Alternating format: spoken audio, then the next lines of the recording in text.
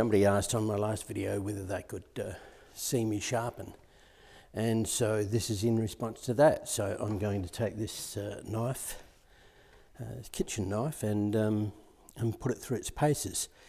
It was sharpened a few weeks ago, but it's since had a bit of use, and it's getting a little bit bluntish. Now I'll do the paper cut test for you and show you what it's like. Now it's not too bad. It takes a bit to get going, and as you can see, it's not cutting really well. But once it does start to cut, it does cut through it. But I can feel it's quite jagged when it cuts through, so it does need cleaning up. So I'll do that now. I'll put the fine wheel on there because I know that the bevel is already established, and I'll just fill up the water trough. It's a wet grinder, so it needs water to grind. Now in this instance I'm just using the face of it there, so I'll just put enough water in for it to come out. If you overfill it, it tends to waste a bit of water. Now I'll use the standard knife jig from the kit, and I'll place it in the jig like so. You place it so that the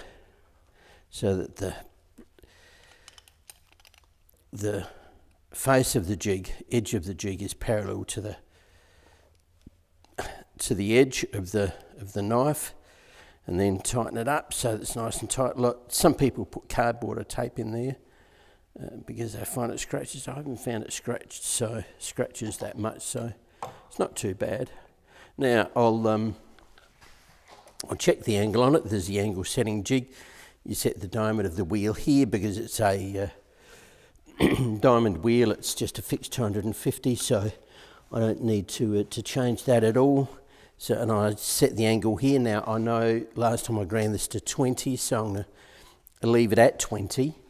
Knives are typically around 20 degrees, and there's a bit of daylight down near the wheel, so I'll just drop it a tiny bit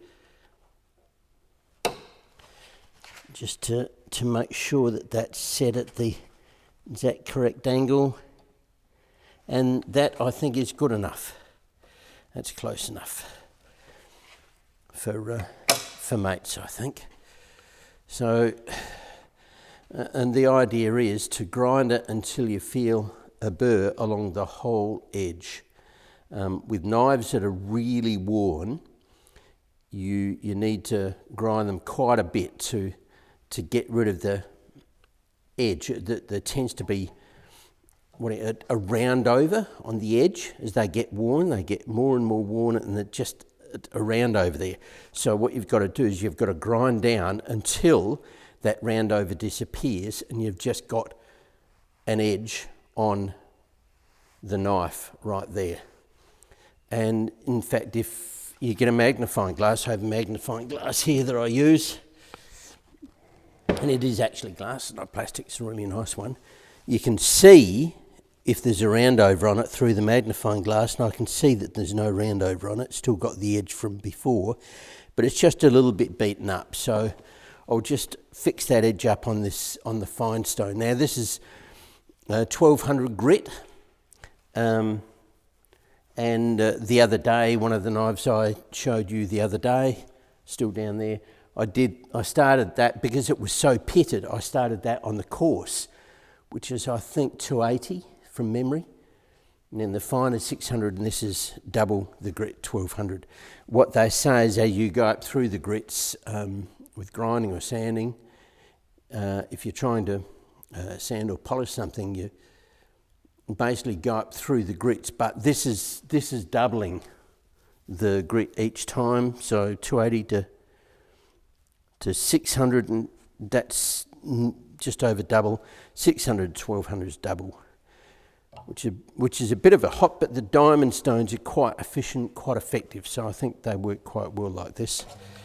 Anyway, let's see what we can do with the, and I'll show you my technique, the whole technique. This is the new self-centering jig, it's not the old one.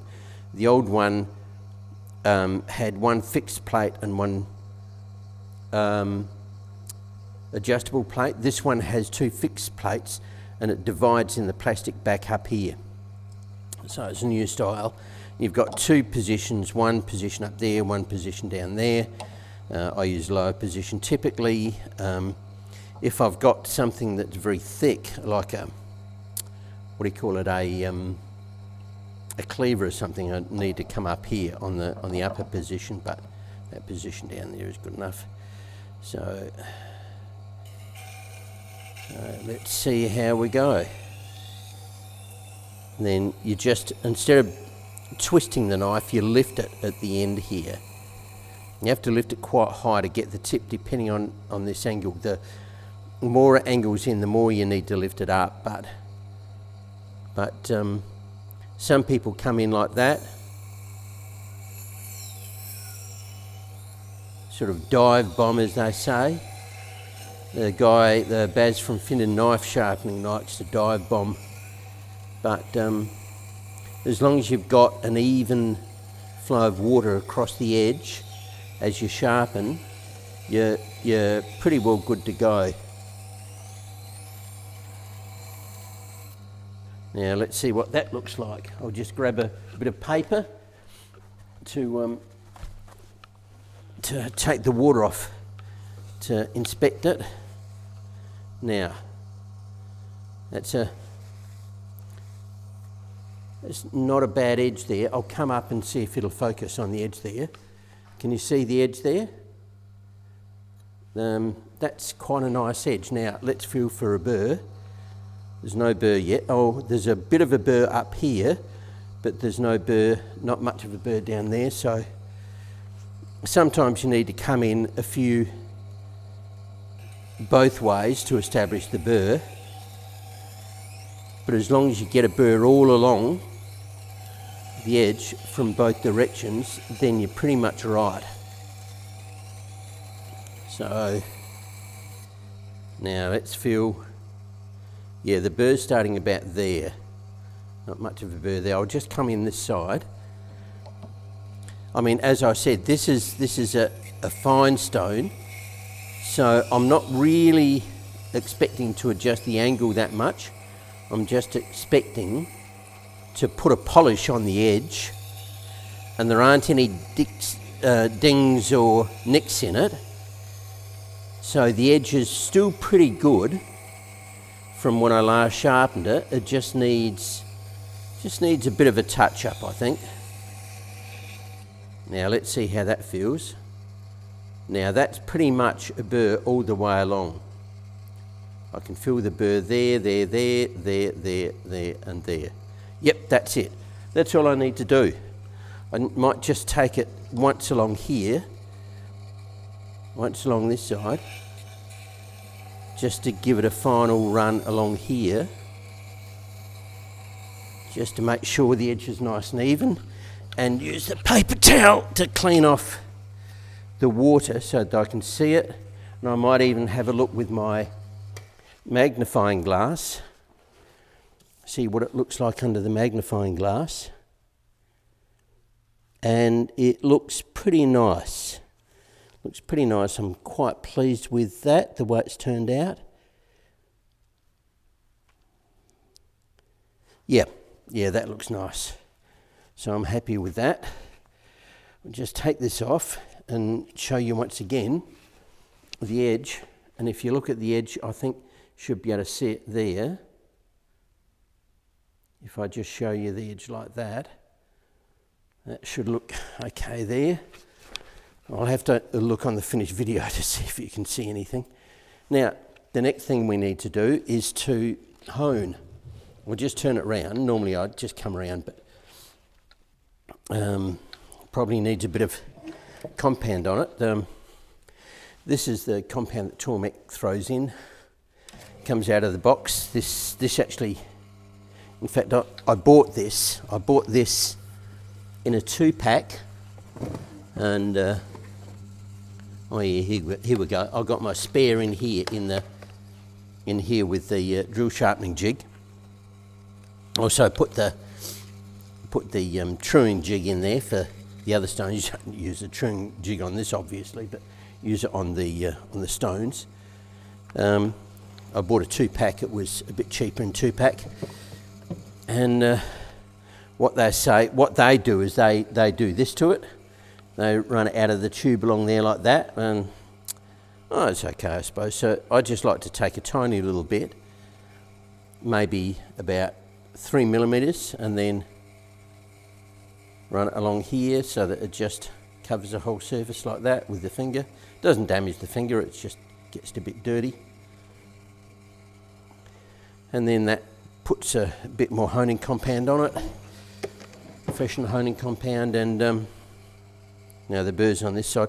I like to come from the non-burr side to strop, and this is leather. They do 2 wheels, composite and leather. This is a leather wheel, and I always wondered about the composite wheel, and I saw a video this week where a guy was testing the sharpness of the leather versus the composite, and he seemed to indicate that the composite wheel doesn't give you as fine an edge and as good a polish as the leather wheel, which is unsurprising. The composite wheel is basically one grit, you can't change it. Whereas a leather wheel, you can really change the grit by changing the compound you use on it. You can use a finer and finer and finer, and you can even use a diamond on it. They sell a diamond spray, an alcohol-based diamond spray. You spray, spray, spray, spray, and it coats it with diamond. And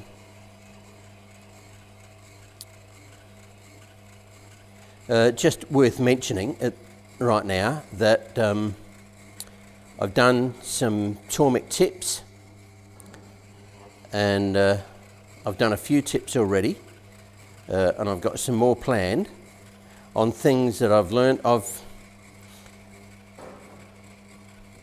been let's say an amateur hobbyist for most of my life, and I've studied various sciences in my time, physics, electronics, engineering. I've done bits of engineering, metallurgy, both professionally and as a hobby. Also worked selling engineering tools. That was my first full-time job for my first 6 years, and learnt an enormous amount there. Oh, you're not supposed to do that, by the way, but that's okay, I didn't touch the edge.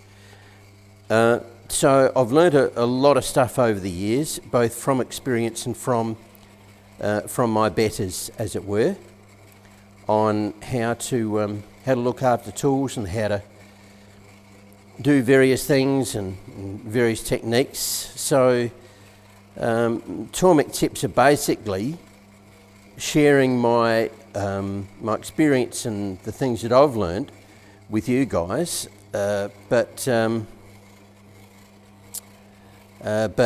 related specifically to sharpening and sharpening on the Tormek, and a lot of what I've learnt can be applied to the Tormek. So the trick with honing is that you need to get the bevel, and it's interesting. It's a particular technique. So if you're too low, you're basically trying to polish the flat of it. If you're too high, you're just rounding over the edge. The trick is to get this angle, and you can feel it. You can feel it. I bring it up like that, and I can just feel the angle, and up there's no drag on it, and back there's just a little bit of drag on it. And you can feel the drag on the edge as you're polishing it. And it's just a bit of a skill to learn, and it takes a while to pick up that skill, but it's something that can be learnt, and that's one of the things I've learnt over the years, that if you really take note of what you're doing. You listen to people and you read, and you listen to people who are smart and know what they're doing. You don't listen to people who don't know what they're doing, obviously, but if you listen to people who know what they're doing, then you can learn these techniques, and I'll just show you this final edge there. So if you look at that, it's nice and polished, right, nice and sharp. Now what I'll do now is do the fingernail trick, and this is one thing that that they do on the Tormek channel. Tormek Innovation is the name of the channel, and it's the official Tormek YouTube channel. And they have a whole heap of videos there. Really worthwhile looking at those videos, because those guys, now they're experts. They're people worth listening to. So the thing about the nail is that there are a lot of nerve endings under there, and if you when you touch the nail, it's very, very sensitive to any changes, and as you drag the edge across there, if there's any inconsistency in the edge, it'll just ever so slightly flick the nail and you'll be able to feel it. And it's interesting, it's true, it's a really neat test, and you just have to put it on the nail ever so slightly and drag it across, and now that is perfectly smooth. Now, that doesn't mean it's sharp. That just means it's smooth. It can be completely dull and it'll pass the fingernail test. But if you've just sharpened it and honed it and you've filled a burr all the way along, that fingernail trick means that you've removed the burr on the entire edge, and if there are any nicks in it, those nicks have gone as well.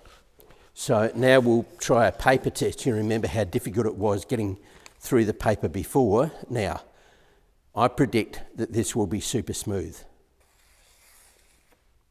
And it is. I can feel it. Before, when it did cut the paper, I could feel the paper jagging, and you can also hear it too. I don't know if you can hear it, but I certainly can. The paper sounds like it's tearing when the knife is not sharp, but when it's sharp, and the sharper it is, the less sound it is, and the more silky smooth that sound is. I'll bring it closer to the camera so that you can both see it. In fact, I'll hold it up to the microphone here.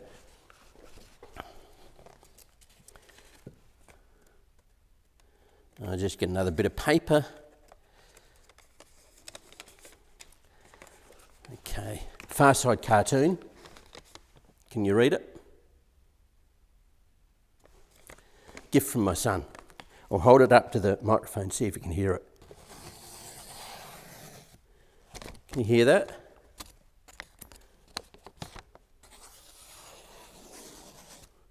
Hear how it's nice and smooth and silky?